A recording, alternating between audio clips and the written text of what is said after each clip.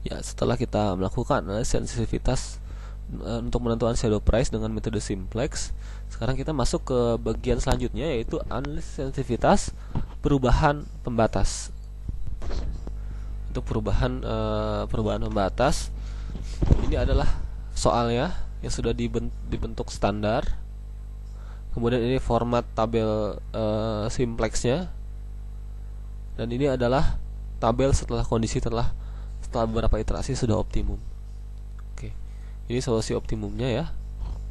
Nah, kita tentu sudah mempelajari di metode basis layak di bab-bab sebelumnya bahwa B inverse dikali B itu harus lebih dari sama dengan 0. Maksudnya apa? B inverse itu yang mana sih? Ya, B itu ini ya.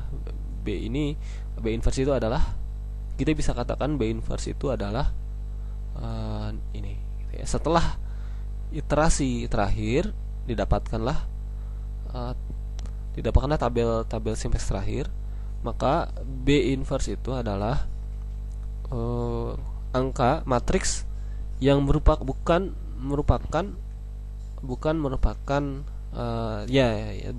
nilai dari X1 dan X2 yang memang kita cari gitu ya. Jadi ya, ini adalah dari variable slack-nya, X3, X4, X5. Ini adalah B inverse.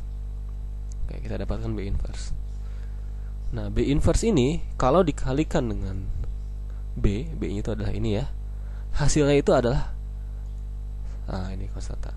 B inverse dikalikan dengan ini, hasilnya mana? Hasilnya adalah ini gitu ya. B inverse dikalikan dengan X2 ini, hasilnya mana? Adalah ini. Jadi B inverse ini adalah pengali untuk mengubah tabel simplex awal menjadi kondisi akhir gitu ya, menjadi kondisi akhir. Oke, seperti itu.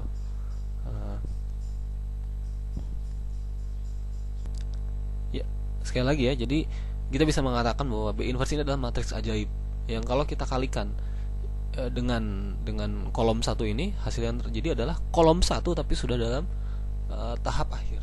Kalau matriks ini kita kalikan dengan 0, 1, 1, maka kolom 2 juga tapi hasilnya adalah tahap terakhir.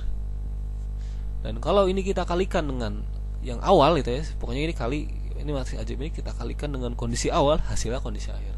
Matriks ajaib kita kalikan kondisi awal, hasilnya kondisi akhir. Ini kita kalikan dengan pembatas awal, hasilnya adalah pembatas akhir. Dalam simplex ini salah satu syarat dari penggunaan metode simplex yang standar adalah nilai ini jangan negatif. Kalau negatif, dia membutuhkan metode lain, yaitu ada metode 2 simplex. Jadi kita pertahankan nilai ini. Nilai ini harus lebih dari sama dengan 0. Itu nilai dari mana sih? Nilai adalah dari si matriks B inverse ini dikalikan dengan konstanta awal ya, dengan pembatas dengan kolom yang menjadi pembatas di tabel simplex awal. Oke, kita kalikan. Nah, sekarang pertanyaannya adalah nilai 2, 3, 2 ini boleh berubah sejauh apa ya? Boleh berubah sejauh apa sehingga nilai konstanta akhirnya ini tetap lebih dari sama dengan 0. Jadi misalnya kita umpamakan dia sama dengan B1 gitu ya, dia sama dengan B1, maka B1 sama dengan apa nih?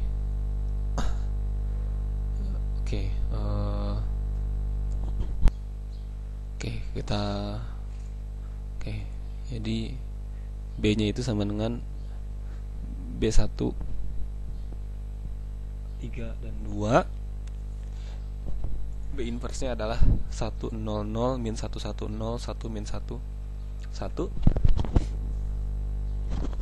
Kita kalikan gitu ya. B inverse dikali B harus lebih dari sama dengan 0. Kita ini B inverse dikali B. 1 kali B1 0 kali 3 0 kali 2 jadi B1 min 1 kali B1 1 kali 3 0 kali 2 jadinya ini 1 kali B1 min 1 kali 3 1 kali 2 jadinya B1 min 3 ya. Ini perkalian matriks sederhana ya, baris kali kolom. Baris kali kolom. Nilai ini bagaimana? Harus lebih dari sama dengan 0 gitu ya, harus lebih dari sama dengan 0 agar ini nilainya tetap lebih dari sama dengan 0. Oke, maka B1 kita ini harus lebih dari sama dengan 0, maka B1 lebih dari sama dengan 0. Yang ini harus lebih dari sama dengan 0, berarti min B1 plus 3 lebih dari sama dengan 0. Kita pindahkan ruas, kurang lebih jadinya B1 kurang dari 3. Yang ini juga sama, berarti ini harus lebih dari sama dengan 0. B1 min 1 lebih dari sama dengan 0, berarti B1 lebih dari 1 ya, pindah ruas saja. Oke, berarti ini dari ketiga pembatas, solusi pembatas ini ya, ini jadi nilai B1 harus memenuhi syarat ini semua, sehingga nilai hasil perkaliannya tetap lebih dari sama dengan 0. Oke. Pertanyaannya berarti nilai B1 ini harus, pembatas 1 ini nilainya sejauh apa dia nilainya berarti? Yang pertama, B1 lebih dari sama dengan 0. Jadi kalau kita bikin garis lebih dari 0 berarti ke arah kanan kan ya? Nah, seperti ini. Ini tanda panah ya, kiri kanan. Kemudian B1 kurang dari 3. Nah, ini.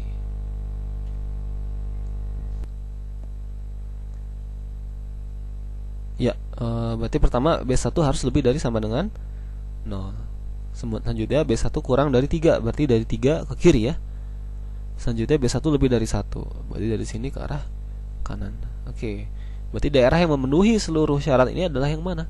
Yang memenuhi di bawah naungan 3 garis pembatas ini, yaitu adalah antara 1 dan 3. B1 di antara 1 dan 3. Artinya apa?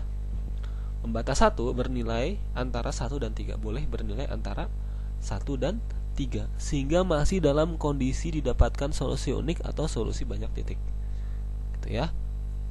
Yang dimana salah satu ciri pemanfaatnya adalah jika B1 di antara nilai 1 sampai 3 gitu ya, tidak membutuhkan metode 2 simplex untuk mendapatkan solusinya.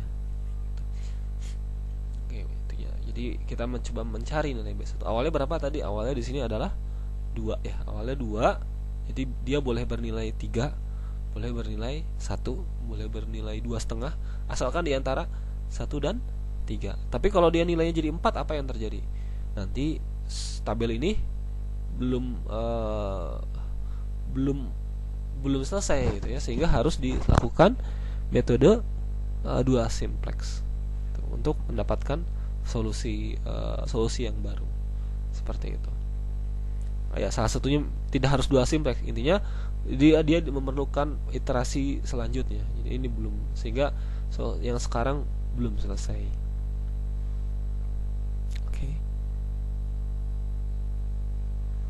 Nah, ini dapat dilakukan hal yang sama untuk pembatas 1, 2, dan 3. Ini kita B1. Kita coba saja ini jadi B2 gitu ya. B2 lalu kita lakukan hal yang sama. Nanti kita dapat B2 nilainya boleh antara berapa dan berapa. Lalu kita coba B3, sama juga ya. Nanti kita dapat B3 nilainya antara berapa dan berapa melalui proses yang sama. Silakan lakukan latihan 7C simplex analisis sensitivitas pembatas. Itu ya, masing-masing. Jadi coba dilakukan sensitivitas dari pembatas tadi. Berapa nilai 6 dan 8 ini boleh berubah sejauh apa? Ya, boleh berubah sejauh apa sehingga kondisi yang tadi sudah tetap tidak membutuhkan iterasi berikutnya untuk mendapatkan solusi yang lebih tepat.